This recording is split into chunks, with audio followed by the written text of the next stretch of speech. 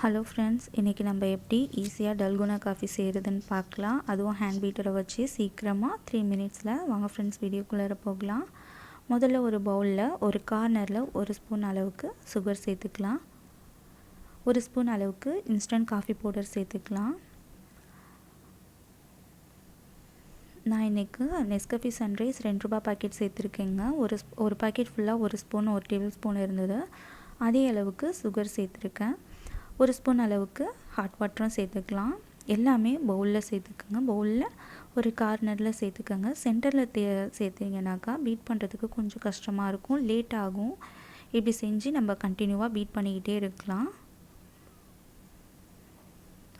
இந்த size உள்ளதுலேயும் use பண்ணலாம். இதை விட சின்ன சைஸ் இருக்கும்ல ஹேண்ட் பீட்டர், அதுலேயும் நீங்கள் யூஸ் பண்ணிக்கலாம். இப்படி நீங்கள் பீட் பண்ணக்குள்ளேயே தெரியும், ஸ்டார்டிங்லேயே பபுள்ஸ் வர ஆரம்பிச்சிடுச்சுனாக்கா சீக்கிரமே நமக்கு டல்கோனா காஃபி ரெடி ஆகிடும். கண்டினியூவாக பீட் பண்ணிக்கிட்டே இருங்க. நான் ஸ்கிப் பண்ணாமல் காட்டுறேன், அப்போ தான் எத்தனை நிமிஷத்தில் ரெடி ஆச்சுன்னு சொல்லிட்டு தெரியும்ன்ட்டு. நான் ஒரு 1/2 டம்ளர் அளவுக்கு பாலை காய்ச்சி ஃப்ரிட்ஜில் வச்சுருக்கோங்க. லைட்டான சுகர் சேர்த்து நீங்கள் ஃப்ரிட்ஜ்லேயும் வச்சுக்கலாம், ஃப்ரீசர்லேயும் வச்சுக்கலாம். ஃப்ரீசரில் வச்சு ஃப்ரீஸ் ஆகிட்டாலும் நம்ம அப்படி மிக்சியில் சேர்த்து நல்லா பீட் பண்ணக்குள்ளே மிக்ஸ் பண்ணக்குள்ளே நல்லா ப்ளஃபியாக வரும். அதுவும் இன்னும் டேஸ்ட்டாக இருக்குங்க. இங்கே பாருங்கள், கலர் கம்மியாகிக்கிட்டே வருது. நான் இன்றைக்கி 1 ஸ்பூனுங்கிறது 1 டம்ளருக்கு சேர்த்துருக்கேன். நீங்கள் இதே 2 டம்ளருக்கு சேர்க்குறீங்கனாக்கா எல்லாமே 2 ஸ்பூன் சேர்த்துக்கோங்க.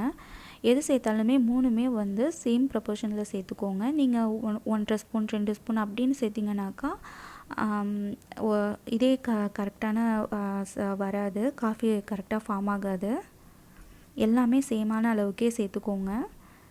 சேர்த்துக்கிட்டு கண்டினியூவாக பீட் பண்ணிக்கிட்டே இருங்க.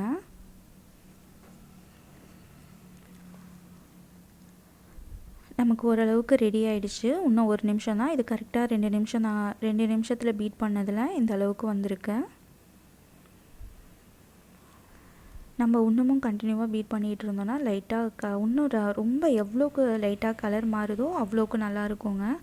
நான் கூட இந்த வீடியோவில் 3 நிமிஷம் வரைக்கும் தான் பீட் பண்ணியிருப்பேன். நீங்கள் அதையும் தாண்டி 4 நிமிஷம் 5 நிமிஷம் பீட் பண்ணிங்கனாக்கா அது இன்னமும் ஒரிஜினல் ஐஸ்கிரீம் டேஸ்ட்டே இருக்குங்க. கண்டிப்பாக அதே மாதிரி ட்ரை பண்ணி பாருங்கள். இதே மாதிரியும் ட்ரை பண்ணி பாருங்கள். நமக்கும் ஓரளவுக்கு ரெடி ஆகிடுச்சு. கண்டிப்பாக பவுலில் லைட்டாக சாச்சா போல் வச்சுக்கலாம். அப்போ தான் நமக்கு சீக்கிரம் ரெடி ஆகும். இங்கே பாருங்கள் எவ்வளோ ஃப்ளஃபியாக இருக்குது அப்படின்ட்டு. இப்போ நம்ம ஃப்ரீசரில் வச்சுருந்த பாலை எடுத்துக்கலாம். இந்த பாலில் நம்ம பீட் பண்ணோம்ல, இதை நம்ம இதில் சேர்க்க ஆரம்பிச்சிடலாம்.